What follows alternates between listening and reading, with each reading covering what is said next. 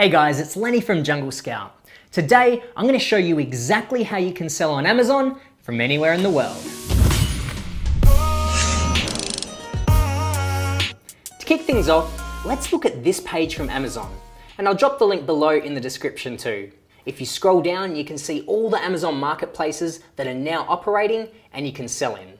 The US is by far the biggest and where most people choose to sell because there's so much demand there.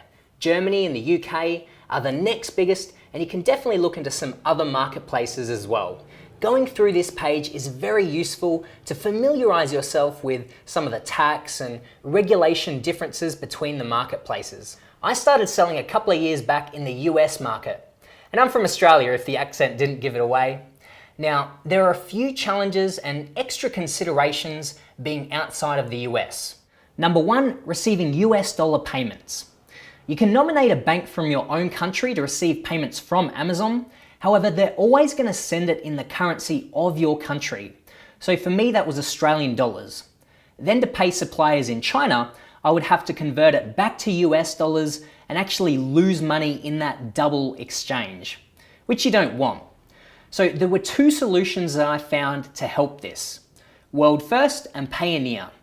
Both allow you to receive payments in US dollars and then make payments to suppliers in US dollars as well. So I'd recommend checking them both out. They both offer a variety of different currencies, so if you're selling in another marketplace outside the US, they can help with that too. Payoneer even offers a debit card, which you can then use for your business expenses, subscriptions, etc. Number two, not being able to inspect shipments. If you're based in the US, a lot of sellers will get their shipments sent from China direct to their house, giving them the option of inspecting the product before sending it the final distance to Amazon. Plus, Amazon gives you discounted shipping rates within the US, which is nice. Being in Australia, of course, or any other country, doesn't really make sense to do this, and it would be super expensive. So there's a couple of things you can do. First, don't inspect your goods. I got a few samples from my first shipment sent to me, and since then, I've now built a great relationship with my supplier, and I know they're always going to provide me with the best goods.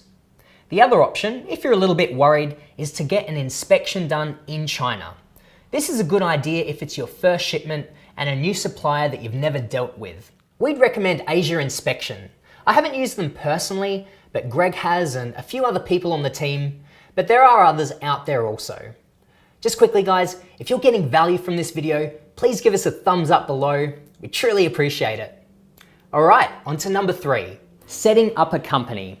If you're an American living and selling in the US, then the easiest and best legal structure is a limited liability company, or LLC. However, for those of us outside the US, there can be a few different options. Generally, the easiest though is setting up a company in your own country.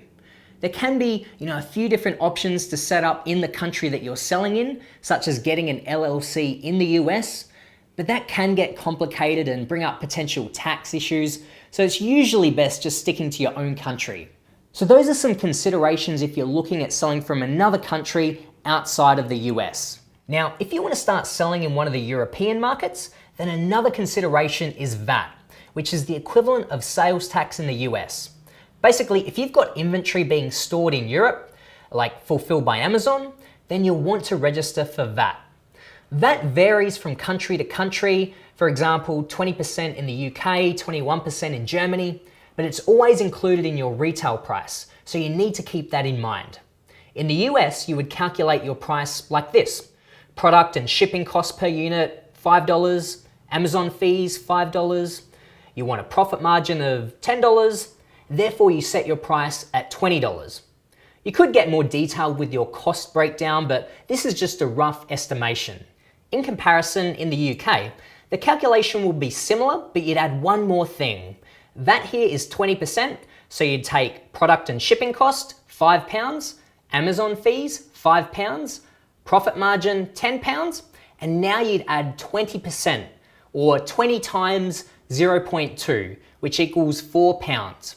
So you would set your sales price at £24 to account for that extra £4 to be paid to the government. In terms of getting set up for VAT or VAT, it can be fairly straightforward. First, you need a VAT number. You can do this yourself, but the easiest way is to get a fiscal agent to help you through the process. You also need an EORI number in order to import to Europe. This is easy to apply for online and free. This is not legal advice by any means. We do have a detailed webinar though that goes a lot more in depth, and you'll find a link to that one in the description below. My point here though is that if you're thinking about selling in Europe, to not be put off by that, because it's definitely possible to figure it out.